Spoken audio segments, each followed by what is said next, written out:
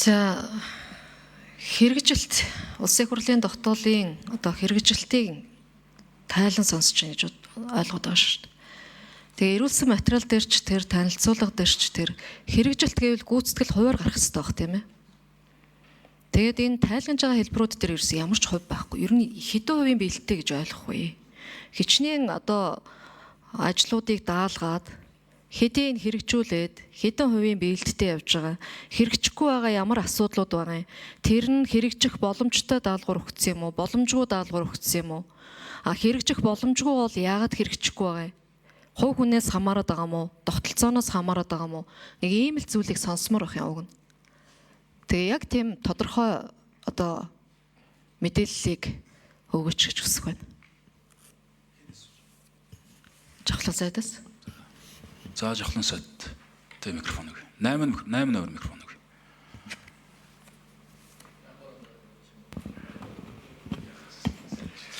За бид улсын хурлаас өгсөн 52-54 дэх тогтоолын биелэлтийг засгийн газрын хэрэглэх газар дээр нэгтгэгдээд ингээд аль бисаар хөргүүлсэн байгаа. За бид улсын хурлаас өгсөн 52-54 дэх тогтоолыг батлагдсанын дараа засгийн газрын хэрэглэх газраас бүх харьяа энэ дээр шатны төсвийн захирагч нарт бол толгойд чиглэлээр арга хэмжээ авахар хөргүүлсэн байгаа. Зүгээр биелэлт бол яг сангийн амтаа хамаарах 4 залтайгаа энэ бол хэрэгжилт бол 100% биелэлтэд хэрэгжсэн байгаа. Бусад яамдууд өөрсдийнхөө хамаарах залтууд дээр тайлбаруудаа өгөөд явчих нь зүйтэй болоо гэж ингэж үзэж байна. За өөрийнхөө гишүүний микрофон өгье. За сангийн яамнаас гэхээр зөвхөн нөгөө жахлан сайдаас гингүүт сангийн яамны мэдээлэл ороод ирэх шиг боллоо. Засгийн газрын хэрэглэх газрын даргын ирүүлсэн албан бичгээр ирсэн хэрэгжилтийн тайлан би жахлан сайдыг танилцууллаа гэж ойлгосон. Тэгэхээр яам болгоноос юм аваад нэгтгээд сонсон ч гэж байхгүй бах л та. Засгийн газрын хэрэглэх газраас хэрвээ энийг аль биесээр одоо төлөөлж танилцуулж байгаа бол нэгтгэл дүнгээд танилцуулаач. Гүйцэтгэлийн дүнгээ.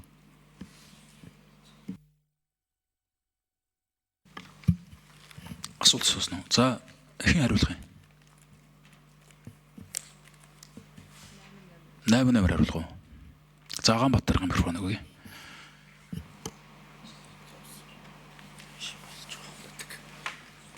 Энд хэрэглэх газраас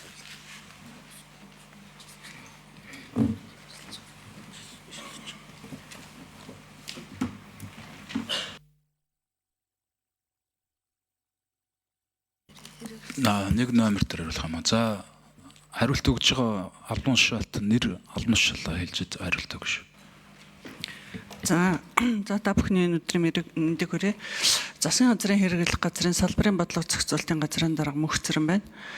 За тогтоолын хууль тогтоомжийн хэрэгжилт өмнөх бүтцээр бол эдийн засгийн хөгжлийн яамд хариалагддаг. Засгийн газрын хяналт хэрэгжүүлэх газар дээр бол нэгтгэдэг байсан. За одоо засгийн газар шинжилэн байгуулагдсантай холбогдуулан хууль тогтоомжийн хэрэгжилт засгийн газрын хэрэглэх газар дээр ирсэн. Тэгэхээр бол улсын их хурлд өргөн мэдүүлсэн хууль тогтоомжийн хэрэгжилт түүнд хийсэн үнэлгээ нь эхний хагас жилийн байдлаар засгийн газрын хяналт хэрэгжүүлэх газраас нэгтгэснээр явсан байгаа.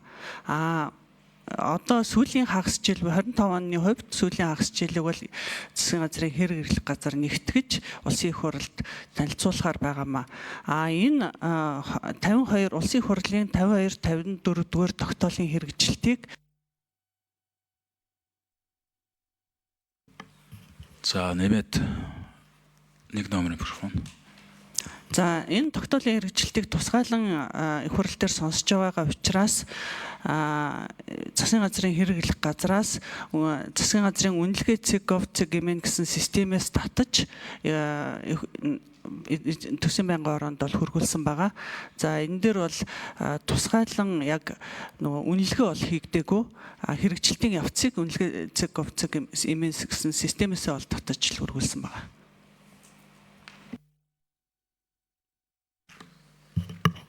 Нэмж тодруулах юм. Тэ асуулт үг хоёр цуг юм биш. За өөрийнхөө гишүүн.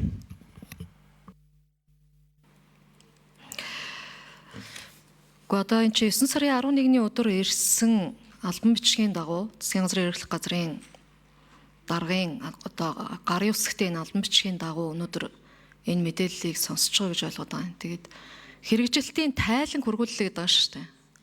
Тэгэхээр хэрэгжилт гаргаж л байгаа бол бид нар чи хян шинжилгээ үнэлгээ мониторинг хийх дүрм журам гэднэр биднэрт биш шүү дээ. Тэгээ хэрэгжилтэл гаргаж байгаа бол хэдэн хувийн хэрэгжилттэй юм бэ гэдэг зүйлийг ярих хэрэгтэй үстэй. Тэгээ өнөөдөр хэдүүлээ зүгээр ийм тайланд сонсоод ямар үр дүн байгаа юм. Хэрэгжилт нь хэдэн хувьтай байгаа юм? Хэрэгжилт нь нөлөөлж байгаа хүчин зүйл нь юу байгаад байгаа юм?